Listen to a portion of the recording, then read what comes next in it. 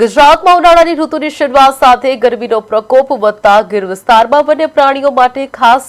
પાણીની વ્યવસ્થા કરવામાં આવી છે। ગુજરાત ફોરેસ્ટ ડિપાર્ટમેન્ટના ધારી ગીર પૂર્વ વન વિભાગ દ્વારા સિંહો અને અન્ય વન્ય પ્રાણીઓને પાણી મળી રહે તે માટે મહત્વપૂર્ણ પગલું ભરવામાં આવ્યું। વન વિભાગ દ્વારા ગીરના વિવિધ વિસ્તારોમાં આશરે 250 જેટલા પાણીના પોઈન્ટ ઉભા કરવામાં આવ્યા છે, જેથી કાળઝાળ ગરમી દરમિયાન સિંહો સહિતના વન્ય પ્રાણીઓને પાણી માટે મુશ્કેલી ન પડે। વન વિભાગના અધિકારીઓ દ્વારા પાણીના પોઈન્ટ પર નિયમિત રીતે પાણી ભરવાની તેમજ તેની દેખરેખ રાખવાની કામગીરી પણ કરવામાં આવી છે, જેથી વન્યજીવોને ઉનાળામાં પૂરતું પાણી મળી રહે।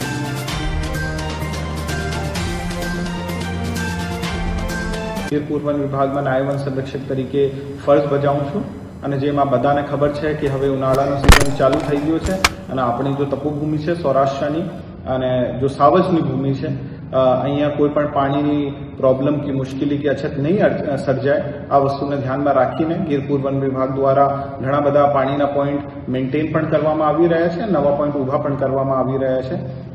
ગીર પૂર્વ વન વિભાગમાં 250 આજુબાજુ પાણીના પોઈન્ટ અત્યારે ચાલુ છે। આમાં મોટે ભાગે આપણી જો નવીન ઉર્જા છે, આપણી સૌર ઉર્જા છે, સોલર પાવર જેમને કહેવાય, સોલર આધારિત પાણીના પોઈન્ટો છે। એમને હારે હારે આપણે પવનચક્કી દ્વારા સંચાલિત પોઈન્ટો પણ છે અને અમુક વિસ્તારો જો દુર્ગમ છે અહીંયા ટેન્કર દ્વારા પાણી પણ ભરવામાં આવી રહ્યું છે। અને ગીર પૂર્વ વન વિભાગ ફક્ત અને ફક્ત આપણું જો હાવજ છે અને મોટો પ્રાણીઓ છે એમના માટે ચિંતિત નહીં છે, પણ આપણે જો નાના જીવડા કહેવાય અને આપણી જો પરાગનયનની આપણી જો એક પદ્ધતિ હોય છે ઇકોસિસ્ટમમાં